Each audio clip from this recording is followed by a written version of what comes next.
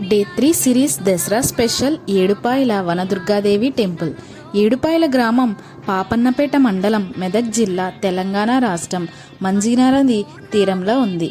ఇక్కడ వనదుర్గాదేవిగా అమ్మవారు కొలవబడుతున్నారు. దుర్గాదేవి మహిషాసురుని సంహరించిన అనంతరం విశ్రాంతి కోసం వనంలోకి వెళ్ళిందని చెప్తారు. అప్పట్లో ఈ ప్రదేశం గాఢ అరణ్యంగా ఉండేది. అక్కడే దుర్గాదేవి స్థిరమైన తపస్యం చేసింది. అందుకే ఈమెని వనదుర్గాదేవి అని పిలుస్తారు.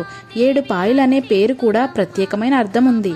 మంజీరా నది ప్రవాహం 7 మార్గాలుగా చీలిపోయి దేవాలయం చుట్టూ ప్రవహించేదని, అందుకే ఈ ప్రాంతాన్ని 7 పాయలు అంటారని ఒక పురాణంగాను, మహాభారత యుగంలో పాలకుల పరీక్షిత్ రాజు సర్పయోగం నిర్వహించగా యాగంలో వినియోగించిన పాములు గరుడ తీసుకెళ్తున్నప్పుడు వాని రక్తము 7 చోట్ల పడి నీటి నదులుగా మారిందని చెప్తారు.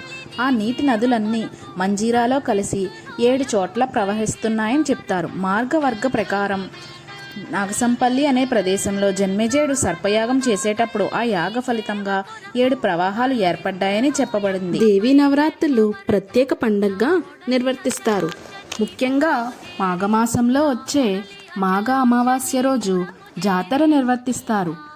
ఈ అమ్మవారి ఆశీస్సులు మనందరికీ ఉండాలని మనస్ఫూర్తిగా కోరుకుంటున్నాను. Please like, share and subscribe to my daily drama channel.